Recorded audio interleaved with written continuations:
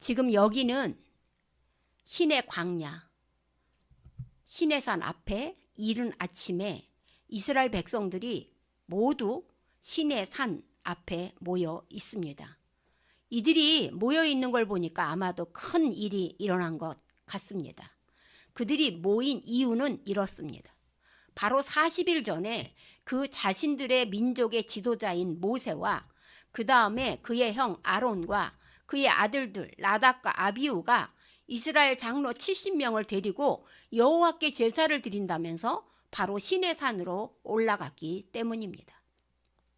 그런데 어찌 된 일인지 모세만 하나님 앞에 부르심을 받아 올라갔고 아론과 그의 아들들 또한 장로 70명은 올라가지 못했습니다.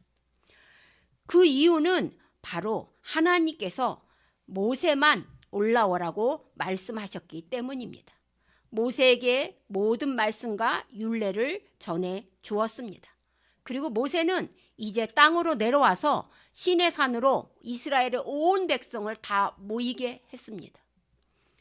이스라엘의 백성이 모두 200만 명인데 그 200만 명이 모일 수 있는 곳 있습니다. 시내산에 가면 산으로 이렇게 둘러싸여 있는데 그 산의 중턱에 모세가 올라가 있고 넓은 평지에 이렇게 다 뿔뿔이 200만 명이라는 사람이 모여 있는 것을 한번 상상해 보시기 바랍니다.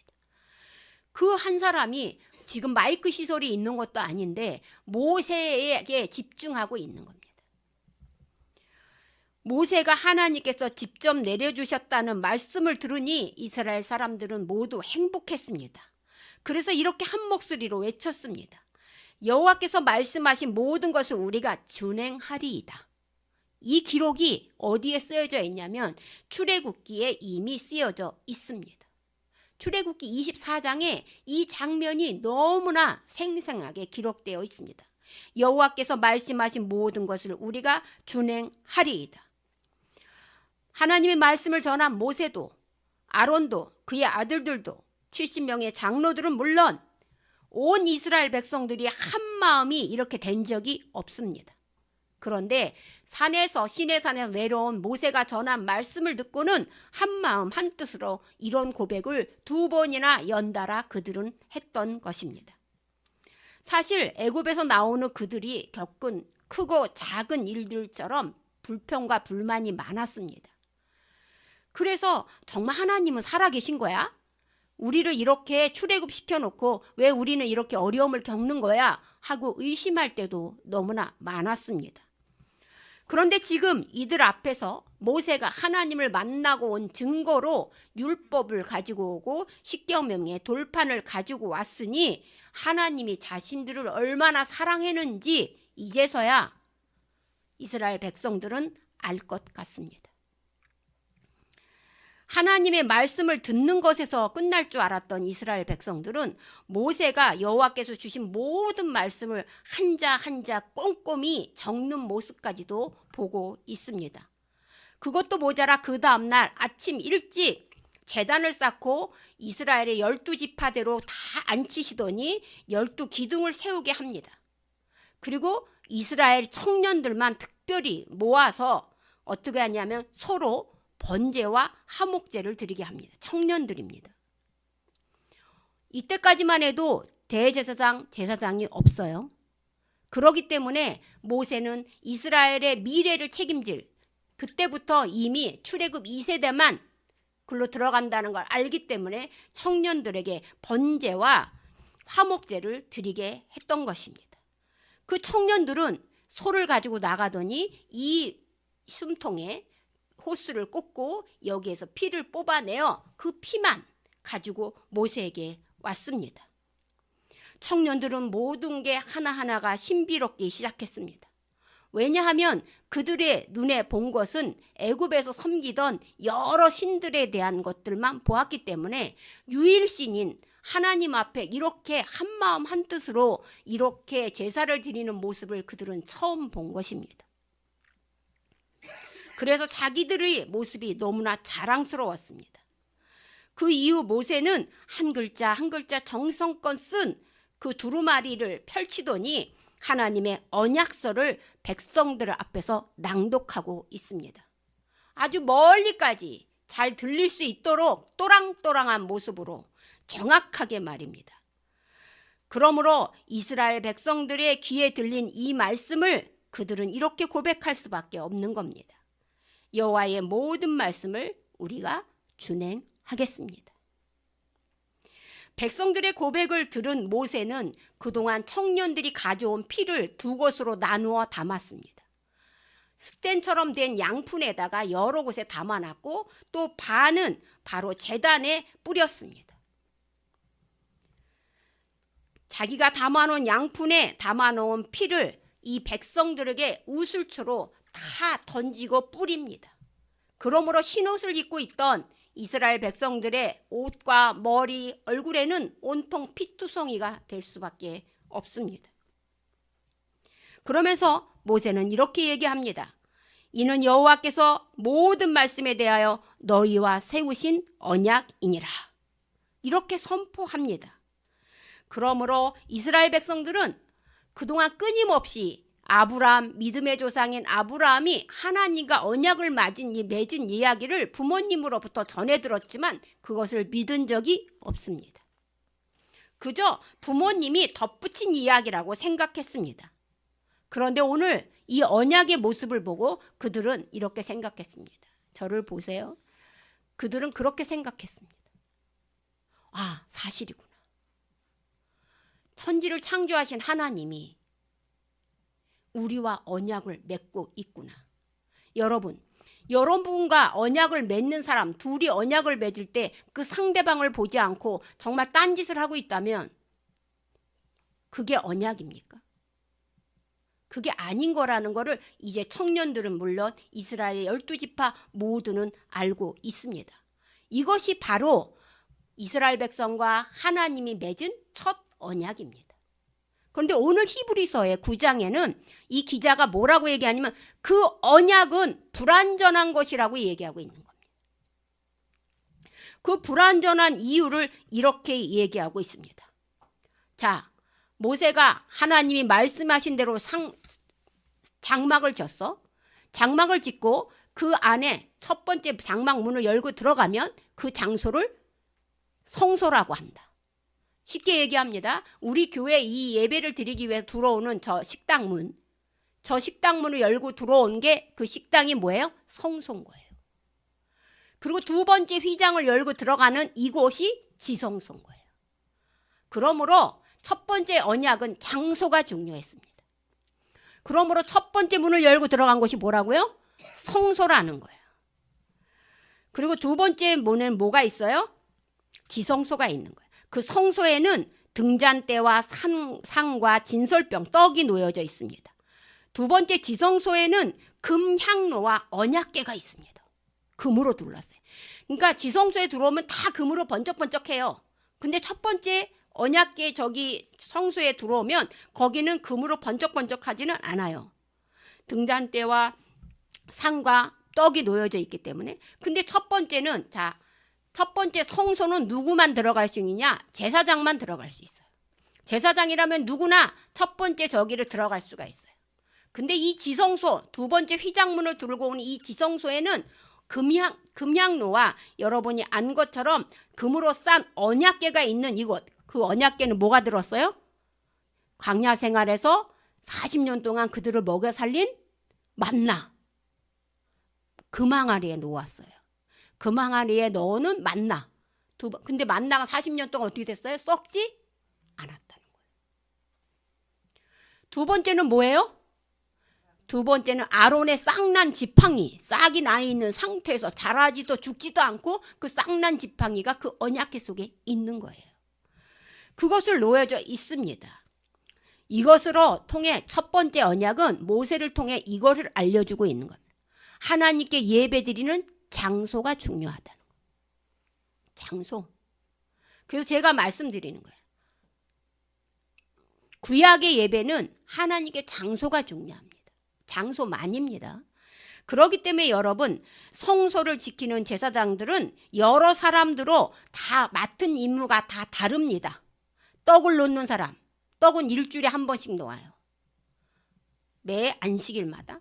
그 다음에 등잔불을 켜는 사람, 상을 정리하는 사람, 각자 하는 순서가 다른데, 자, 그런데 똑같은 것은 하나님이 가르쳐준 순서대로, 우리가 오늘 예배를 드릴 때 예배 순서대로 예배를 드려야 돼요. 그래서 우리가 예배라는 거는 순서대로 드리는 게 예배예요. 그냥 말씀 전하고 기도만 한 건 예배가 아니에요. 예식 순이 있는 거예요. 이렇게 예배 순서대로 그 제사장들은 하고 있습니다.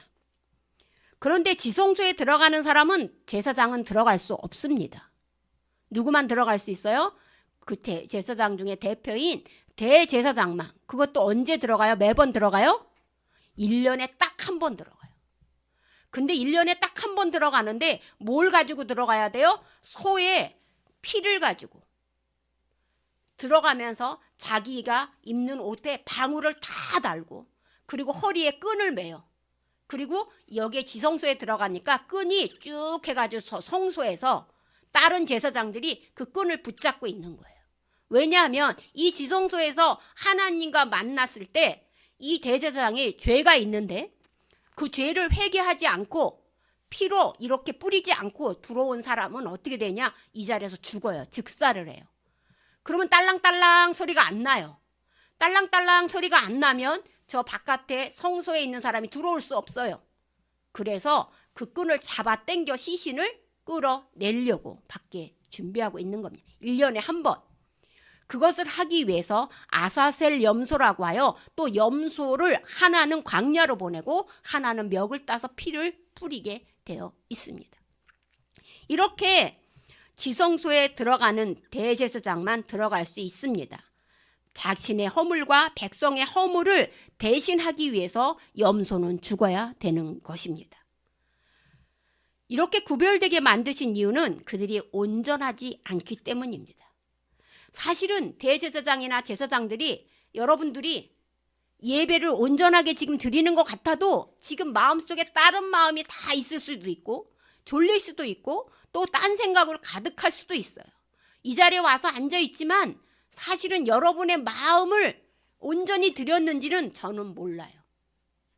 누구만 알아요? 하나님만 아시는 거예요. 그렇기 때문에 이 구약의 첫 언약의 제사 예배는 겉모양은 거룩하게 드릴 수 있지만 그 양심까지 하나님께 드리는지 안 드리는지 알 수가 없습니다. 그래서 그때 당시 모세는 우슬초라고 해서 쌀이비 같은 거예요. 그 빗자루 같은 거에다가 피를 여기에 이렇게 양푼에다 피를 갖고 와요. 여러 양푼에 담아와요. 그러면 이걸 가지고 그 예배 드리는 사람에다 다 가서 이거 뿌리는 거예요. 직접. 그러니까 그때는 말씀 선포가 중심이 아니고 이런 행위가 중심이기 때문에 이걸 몇 시간 하는 것이 예배였던 거예요. 이 우슬주로 내가 핏뿌림을 받았으면 나는 죄를 사함받는 거야. 그러면 그걸 가지고 집에 가서 어떻게 해야 돼요? 씻어내야 되는 거예요. 피비린내가 온통 그 예배의 장소에 있는 겁니다. 그 죄를 용서받기 위해서 소나 양이나 염소가 죽어야 하고 됐던 겁니다. 그런데 오늘 히브리 기자는 그렇게 성소와 지성소로 되어 있고 이렇게 소나 양이나 염소를 잡아서 예배드리는 그 예배가 하늘나라의 모형이고 그림자라고 얘기하고 있습니다. 불완전한 예배라고 이야기하고 있습니다. 그러므로 이제 매번 제사장이 들어가서 금향로에, 향로는 뭐예요? 여러분 향 피우는 거 알죠? 향로는 뭐예요? 향을 올려드리는 거예요. 이렇게 연기를. 그래서 이건 뭐예요? 기도예요. 금향로를 피우는 이유는 우리가 하나님과 만나는 예배에는 반드시 뭐가 있어야 된다는 거예요? 기도가 있어야 된다는 거예요. 두 번째는 매번 안식일마다 떡을 올린다고 얘기했어요. 그게 뭐예요? 안식일마다 예수님이 나는 생명의 떡이다 했기 때문에 안식일마다 주일마다 예배를 와야 되는 거예요. 주일마다 놀러 가는 게 아니고 예배를 드리러 와서 예배를 드려야 되는 거예요. 그럼 예배를 드린다. 주일마다 뭘 듣는 거예요? 예배를 드리는 우리는 말씀을 듣는 거예요. 그러니까 말씀을 들으러 오는 거예요.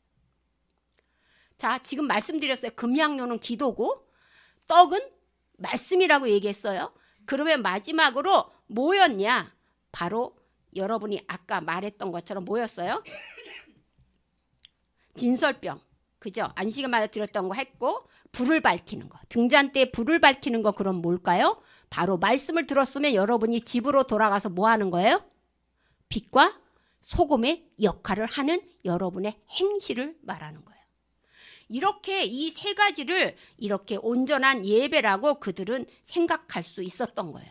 그런데 히브리 기자가 그런 거 다 온전한 예배가 아니야. 불완전한 예배야 라고 오늘 본문 얘기할 수 있는 이유가 뭘까요? 모두 세 가지 이유를 저는 여러분에게 설명하려고 합니다. 첫 언약, 구약의 제사가 불완전한 이유는 바로 백성들이 하나님 앞에 직접 나아갈 수 없었다는 거예요. 백성들은 자기가 죄를 지으면 누구한테 가야 돼요? 제사장한테 가고 제사장이 대신 드리는 거예요. 그래서 카톨릭에서 뭐 고해성사 하는 게 고해성사를 할 수도 있지만 그거 내가 가서 직접 가서 기도를 해야 되는 거예요. 예수님께서 오심으로 인해서 이제 어떻게 됐어요? 우리는 예수 그리스도 때문에 영원한 대제사장이잖아요. 그분이. 그럼 지금 여러분에게 한번 질문해 볼 거예요. 지금 이스라엘은 예배를 드려요? 못 드려요? 지금 현재 이스라엘. 못 드립니다. 왜 못 드릴까요? 이들이 아까 그렇게 말씀드렸죠. 이들이 중요한 거. 구약의 첫 언약은 뭐가 중요하다 그랬어요? 성전이 중요해요. 성전 있어요? 없어요? 없습니다. 예루살렘 성전 없어요? 못밖에 없어요. 통곡의 벽밖에 없어요. 그래서 그들은 주일에 와서 뭐 하는 거예요? 통곡의 벽에 와서 울기만 하는 거예요. 예배 못 드립니다. 왜? 장소가 중요했기 때문에 그런 거예요. 제사장이 또 없어요. 여러 사람으로 계속 어려움을 닥쳤기 때문에 레위 지파 사람이 없습니다. 순수한 레위 지파 사람이 없어요. 그래서 예배를 또 못 드려요. 착각하지 마세요. 구약의 제사로는 도저히 우리가 제사함을 받을 수 있는 길이 지금 현재 없다는 거예요. 그런데 우리는 그 일이 있기 전에 예수 그리스도로 인해서 대제사장이 영원히 계신 예수 그리스도를 믿기만 하면 그 사람으로 인해서 하나님께 직접 나아갈 수 있다는 거예요. 그러니까 이게 온전한 예배라는 거예요. 두 번째는 구약의 제사가 불완전한 이유, 온전한 이유는 제사를 드리고 예물을 드림으로 다 와서 죄는 사할 수 있어요. 양을 가져오고 소를 가져와서 멱을 따서 피로 드림으로 인해서 제사함을 받을 수 있어요. 그런데 우리의 양심까지는 볼 수가 없다는 거예요. 겉모양은 거룩한 척 보이지만 양심으로는, 근데 그 양심은 어떤 때 내가 이 양심이 정상인지 아닌지 깨달을 수 있어요? 우리가 성령의 하시는 일을 요한복음에서 배웠어요. 성령이 나를 죄인이라고 깨닫게 하기 때문에 양심. 우리는 그 온전하지 못한 제사 제물로는 우리 양심까지도 하나님 앞에 드릴 수 없다는 걸 알기 때문에 불완전하다는 거예요. 세 번째는 바로 구약의 제사는 육체, 보이기 위한 예법이에요. 예식이에요. 그러므로 이 마음까지 드릴 수 있는 개혁할 때까지, 개혁이라는 말을 여기에 14절에 썼어요. 14절에 뭐라고 썼냐면 여기 한번 같이 읽어보겠습니다. 14절 하물며 영원하신 성령으로 말미암아 흠없는 자기를 하나님께 드린 그리스도의 피가 어찌 너희 양심을 죽은 행실에서 깨끗하게 하고 살아계신 하나님을 섬기게 하지 못하느냐 하면서 이것이 이제 개혁이라고 얘기하고 17절에 보면 유언한 자가 살아있는 동안에는 효력이 없도다라고 얘기하고 있습니다. 그러므로 우리는 이것을 개혁이라고 얘기해요. 10절에 있네요. 죄송해요. 10절에 이런 것은 먹고 마시는 것과 여러 가지 씻는 것과 함께 육체의 예법일 뿐이요 개혁할 때까지 맡겨둔 것이다. 개혁이라는 말이 나오고 있어요. 이게 리폼이에요. 리폼. 우리 기독교가 개신교라고 하는 이유가 리폼이에요. 그 시대의 상황에 맞게 하나님의 말씀이 개혁되어지는 거예요. 그러므로 개혁될 때까지만 유효 기간이 있다는 거예요. 그러게 불완전하다는 거예요. 그런데 예수님이 오시면서 예수님은 기간이 없는 영원하신 분이기 때문에 그렇게 개혁되어졌다는 겁니다. 사랑하는 성도 여러분, 저는 이 세 가지 이유를 들어서 구약의 제사, 첫 언약은 불완전한 것이다라는 히브리 기자의 말을 전했습니다. 그렇다면 온전한 예배는 무엇일까요? 이것도 성경으로 우리가 말을 해야 됩니다. 바로 그것을 적어놓은 그것이 새 언약, 교체된 언약이라고 말하는데 그것이 바로 요한복음 4장에 나옵니다. 요한복음 우리가 공부했기 때문에 요한복음 4장에는 누가 있습니까? 거기에 수가성 여인이 나타납니다. 바로 대낮에 물을 뚫어온 수가성 여인에게 예수님은 목이 마르니 물 한 잔 달라고 얘기합니다. 그때 이 수가성 여인은 모든 게 불만입니다. 왜 유대인 남자가 나 같은 여자한테 물을 달라고 합니까? 그리고 거절합니다. 그때 예수님이 뭐라고 얘기합니까? 내가 누구인지 알았더라면 너는 내게 물을 주었을 것이다. 나는 영원히 목마르지 않는 물을 너희에게 줄 수 있다. 그랬어요. 그랬더니 이 여자가 관심을 갖고 말합니다. 그 물이요? 그럼 저도 먹을 수 있나요? 근데 여러분, 그 본문에서 여러분이 알아야 될 게 있습니다. 그 여자는 갑자기 영원히 목마르지 않는 물에서 자기가 주도권을 가지고 평상시에 그 남자가 이제 선지자로 여겨진 거예요. 그래서 평소에 궁금했던 것을 질문합니다.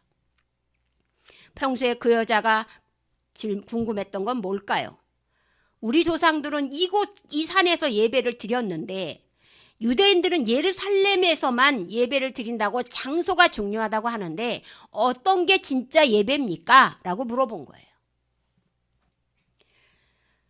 사마리아란 바로 북이스라엘을 대표하는 도시예요.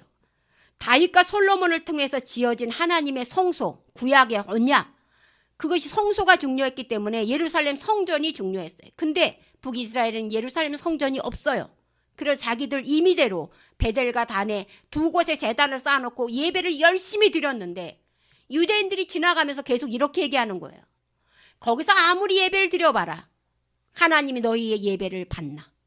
그러니까 자꾸 의심이 생기는 거예요. 그러니 어떤 것이 옳은 거냐고 물어보는 거예요. 이들에게는, 사마리아 사람들에게는 영적인 목마름이 있었던 거예요. 무슨 목마름요? 영적 목마름. 그게 뭐예요? 예배에 대한 목마름. 여러분, 이 자리에 예배에 대한 목마름으로 나와 있을 줄 믿습니다. 내가 주일에 나 예배 드릴 수 있다는 그게 너무 기뻐야 됩니다. 그냥 마지못해 오시는 그 예배는 아까 양심의 예배가 아닌 거예요. 나 막 주일을 너무 기다렸다가 정말 이 주일 예배를 드리기 위해 내가 모든 것을 다 제쳐놓고 이 예배에 왔습니다. 그게 중요하다고 예수님께서는 온전한 예배가 무엇인지 이렇게 말씀해주고 있습니다. 이 산에서도 아니요, 예루살렘도 아니다. 장소가 중요한 것이 아니라 하나님께 예배 드리는 게 중요하다. 그 예배 드리는 게 뭐냐? 신령과 진정으로 예배 드리는 것이다. 그러므로 첫 언약은 뭐가 중요했어요? 장소가 중요했어요. 새로운 언약은 뭐가 중요한 거예요? 마음이 중요한 거예요. 어떤 마음? 신령과 진정으로 예배드리는 마음. 그래서 제가 예배드릴 때마다 항상 뭐라 그래요? 하나님은 영이시니 예배하는 자가 영과 진리로 예배할지니라. 이렇게 선포하고 나가는 겁니다. 그러므로 여러분, 하나님은 보이지 않아요. 영이에요. 마치 공기처럼, 수증기처럼 눈에 보이지 않습니다. 근데 하나님은 이 자리에 있어요. 그래서 오늘 본문 안에 성령이 그것을 깨닫게 해주신다고 얘기하고 있습니다.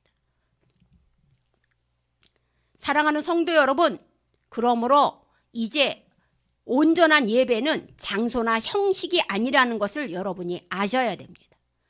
예배의 대상인 하나님께 내가 진짜 예배를 드렸는지 한번 스스로에게 질문해 보십시오.